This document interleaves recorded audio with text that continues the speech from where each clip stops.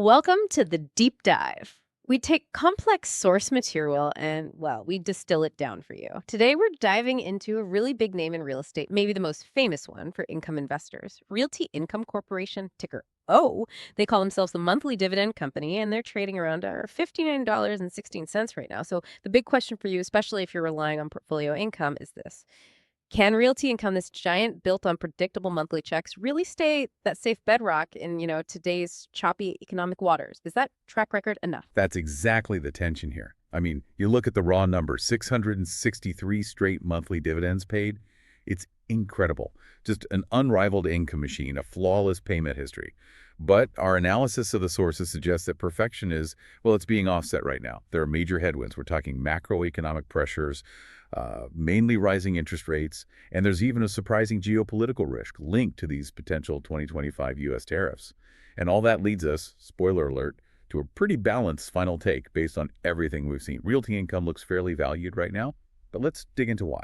Right. That complexity is why we do these deep dives. Now, just a quick note before we get started. This deep dive is part of our big S&P 500 coverage push. If you're a Stock Analytics AI member, that's $4.99 a month. You get priority access to all these deep dives as we release them. And if you just want a one-off analysis on a specific company, you can always hit us with a super thanks. Okay, let's get into it. Where do we start? Let's start with the foundation. Chapter 1, Business Understanding.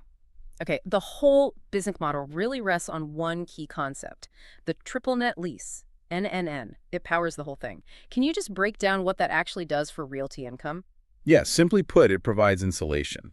See, in a standard lease, the landlord pays things like property taxes, insurance, building maintenance. Those are the three nets. With a triple net lease, the tenant pays the rent plus all three of those nets. So for Realty Income, it means they're largely shielded from unpredictable operating costs. They just collect this very steady, almost bond-like rent payment. That's why their gross margins are consistently up near like 98, 99, almost 100% on these properties. So that consistency lets them act almost like a bank in a way. Their main service is providing capital, right? Like through those sale leaseback deals. Yeah, The company owns its building, needs cash for its actual business, say investing in tech or inventory. So they sell the building to Realty Income and immediately lease it back. All provides the capital. The tenant gets cash without disruption. And the key thing to grasp here is the scale they operate at. We're talking over 15,600 properties. It's not just the U.S. They're across all 50 states, plus the U.K., and now 7 other European countries, too. Massive footprint. And that scale feeds into the diversification too, right? Yeah. Over 1,600 different clients spread across 91 industries. That sounds like the ultimate safety net. It's a huge buffer, absolutely. Diversification protects them from, say, one industry having a downturn or one region struggling. But there's a nuance there we picked up on. A lot of their major tenants, things Dollar General, Dollar Tree, folks like that, they're in discount retail. That sector relies heavily on imported goods, global supply chains. So while diversification is great against local problems, it might not fully shield them if something like, say, broad U.S. tariffs hit in 2025. That could squeeze all those types of tenants at once, regardless of where they are. It's a different kind of risk profile. That's an interesting point. Makes the moat feel a bit less absolute. But speaking of the moat, their scale does give them that undeniable edge, their credit rating. Investment grade. A3 from Moody's, A from S&P. That's huge in this business. It's everything. That rating means they can borrow money much, much cheaper than almost anyone else in the space. This creates what they call the investment spread, the gap between the income yield on a property they buy and their cost to borrow the money to buy it. Because their borrowing cost is so low, they can make acquisitions profitable that smaller players like WP Carey or Realty simply can't touch. Their cost of capital is higher. Realty Income's market cap is nearly 4 times WPC's. That tells you the dominance right there. It's structural. Okay, so a dominant business model. Let's talk about the leadership steering the ship. Chapter 2, Management Evaluation. Sumit Roy took over as CEO in 2018. He's definitely overseen major growth, that huge $17 billion Verate merger in 21, then the $9.3 billion Spirit Realty deal just last year. Pretty aggressive.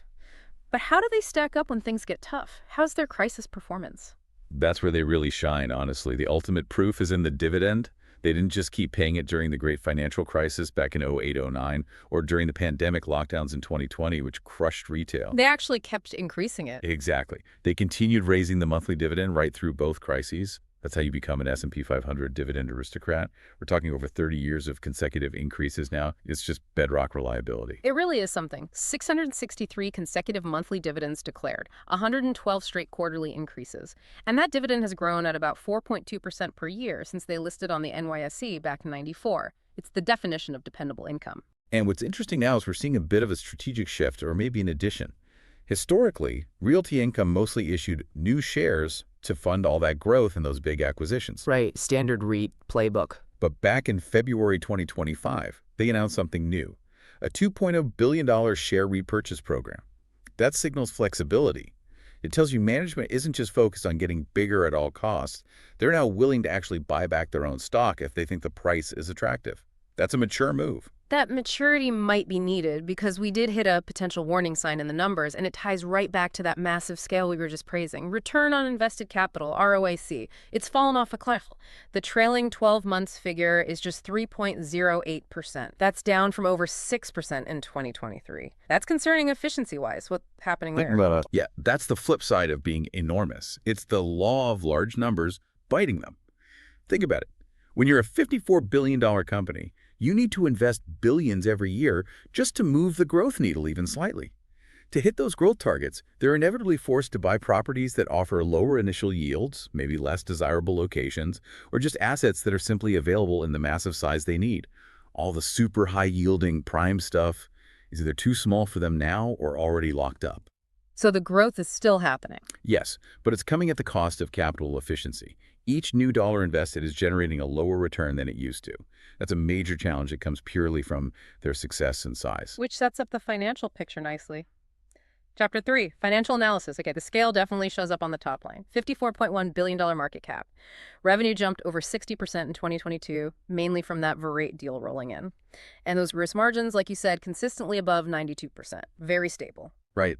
But remember, for REITs, regular earnings or PE ratios aren't the main event because of depreciation rules. The key metric you need to watch is adjusted funds from operations, or AFO, per share.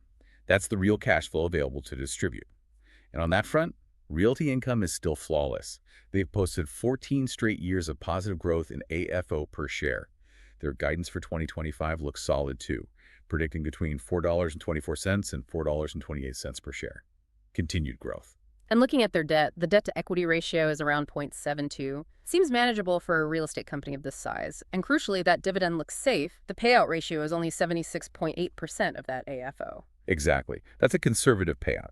It means they're only paying out about 3/4 of their distributable cash flow as dividends. They keep a good chunk back, which gives them a safety cushion and cash for reinvestment without constantly issuing new shares or taking on debt. Okay, so explain this then. The price-to-earnings ratio looks sky-high, like 57x. That would scare off a lot of investors. Why is that misleading here? Yeah, that high PE is purely an accounting quirk for REITs. GAAP accounting rules force them to deduct large amounts for property depreciation, even if the properties are actually increasing in value. This artificially crushes their net income, making the PE ratio look inflated. The real valuation metric investors use is price to FFO, or even better, price to FFO. Using their 2025 guidance, their forward PFO was about 13.9x. That's much more reasonable and actually quite competitive compared to other large-cap REITs. Got it. So using the right metrics is key. And when we pluck all this into a discounted cash flow model, even being pretty conservative, assuming like a 7-8% discount rate and long-term growth of only 1.5, 2.0%, what kind of value do we get? Our DCF analysis points to an intrinsic value range of roughly $58 to $65 per share. So the current price around $59 is right there at the low end of that fair value estimate. Okay, so a fundamentally solid company, incredible track record, but facing efficiency headwinds due to size. Now let's see how the market is processing all this. Chapter 4, market sentiment. Well, Wall Street seems to see that same balance. The analyst consensus rating is pretty much a collective shrug a whole with a score of 2.61 out of 5. Not bearish, but certainly not wildly bullish either. And the price targets reflect that. Yeah, the average target price is about $61.85. That's only, 4.6% higher than where it's trading now? Analysts basically see it as fairly priced, with limited upside in the near term. No big catalysts expected. And a lot of that lukewarm view probably comes from how it's often discussed in the financial media, right? It constantly gets labeled a bond proxy. What does that actually mean for how the stock trades day to day? It means its stock price often moves more based on what the Federal Reserve says or does, or what Treasury bond yields are doing, than on how Realty Income's actual business is performing. Ah, Yeah, if interest rates look like they're heading higher, investors might sell O because its dividend yield needs to rise to compete with safer government bonds. That pushes the stock price down. If rates fall, O looks more attractive, and the price tends to go up. It becomes less about the 15,600 properties and more about macro interest rate expectations. interesting. Though technically speaking, the charts look okay. Technically, yeah, it looks reasonably healthy. It's trading above both its 50-day and 200-day moving averages, suggesting a decent underlying trend. And short interest is quite low, only 3.83%, so not many big players are betting heavily against it right now. Okay, so the market sees it as stable, maybe a bit boring, and very rate sensitive. What about who actually owns the stock? Chapter 5, ownership structure. This is pretty striking. Institutions own the vast majority, 87.4% of the shares. And the top holders are exactly who you'd expect. Vanguard, BlackRock, State Street, the big index fund providers. Right. What does that huge concentration in index funds mean for an individual investor holding the stock? Well, on one hand, it provides a constant floor of demand. Realty Income is a big part of the S&P 500, and many dividend or real estate ETFs, so these funds have to own it. That supports the price. But the flip side is, its price can get pushed around by massive flows into or out of those index funds, sometimes completely unrelated to Realty Income's own performance. If there's a big market sell-off and money pulls out of index funds, Oak Group gets sold automatically along with everything else, regardless of its strong fundamentals. It adds a layer of volatility tied to broader market movements. And what about the insiders, management, the board? Are they buying? Insider ownership is actually very low, less than 1%. And looking at recent activity, the sources show it's been net selling. Now, a lot of that seems to be scheduled dispositions, likely for tax purposes. But the crucial point is, there have been no significant open market buys by key insiders, like CEO Sumit Roy, in the last year and a half. And what do you read into that lack of buying, especially with that new buyback program authorized? It suggests that while management is obviously confident running the business day to day, they probably don't see the current stock price as a screaming bargain. If they thought it was deeply undervalued around $59, you'd likely see them stepping in to buy shares personally or deploying that buyback authorization more aggressively. Their inaction suggests they might agree with the market that the price is, well, fair. Okay, that makes sense. Let's pull all these threads together now. Time for the risk assessment. Chapter 6, risk assessment, SWOT. We've touched on a lot of this. Strengths. That durable NN model, the massive scale, the dividend aristocrat status. Weaknesses. The declining ROIC, the law of large numbers issue, maybe some concentration risk in retail. Opportunities are there to further European expansion, maybe new property types like data centers or gaming. Right. But let's really zero in on the two biggest threats highlighted in the analysis, because they seem to be what's really weighing on the stock right now. The first one is obvious and ongoing. Interest rate. Exactly. Threat number one, interest rates. For a company whose whole competitive advantage relies on borrowing cheaply and investing that money at a higher yield, rising interest rates are kryptonite. Higher rates increase their borrowing costs, which directly squeezes that profitable investment spread on new deals. It makes growth harder and more expensive. Plus, as rates rise, their dividend yield has to compete harder with risk-free government bonds, putting downward pressure on the stock price itself. Okay, that one's clear. But the second threat you mentioned earlier is more specific, almost surprising for a REIT. Yeah, threat number two, the potential 2025 U.S. tariffs. This isn't about Realty Income directly, but about their tenants. Explain that connection again. Why should trade policy worry a landlord? Because a significant chunk of their rent comes from those discount retailers, Dollar General, Dollar Tree, places like that. These businesses run on incredibly thin profit margins and rely heavily on importing cheap goods, mostly from Asia. If broad tariffs are imposed in 2025, the cost of those imported goods goes up sharply. That directly hits the profitability of those key tenants. If those tenants face a sustained profit squeeze, their ability to pay rent, even on these long-term NN and leases, could eventually come under pressure. It introduces a geopolitical risk into what looks like a very stable, domestic-focused income stream. Wow, okay, that really reframes the risk. It's not just about property values and interest rates anymore. Precisely. All right, let's wrap this up. Time for the conclusion, Chapter 7. Conclusion. So let's quickly summarize the bull case again for everyone listening. Why would you buy Realty Income? The bull case is all about unparalleled stability and income.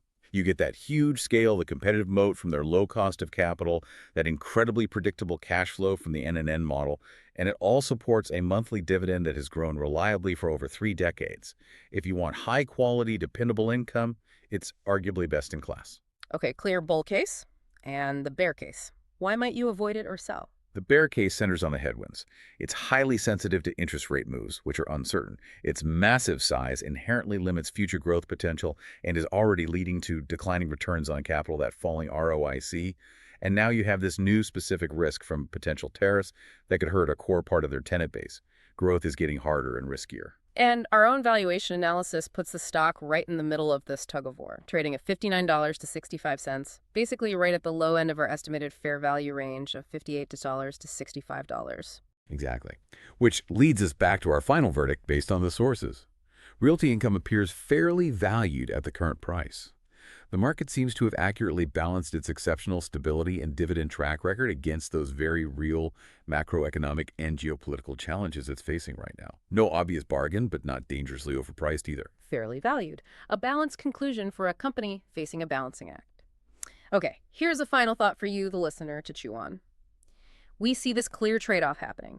Realty Income offers guaranteed stability, that 4.2% historical dividend growth, but it comes with diminishing capital efficiency, that declining ROIC. So the question is, how much slower does that growth have to get, or how much less efficient does the company have to become before that low cost of capital advantage, their main moat, isn't strong enough anymore to justify its valuation premium? Where's the tipping point? Something to think about. Thanks for tuning into this deep dive on Realty Income. Don't forget to like and subscribe to Stock Analytics AI. Our members, €4.99, get priority access as we cover the entire S&P 500. And remember, a super thanks gets you a dedicated deep dive on a stock you choose. And just a standard disclaimer, this analysis was generated using AI tools and is purely for educational and informational purposes.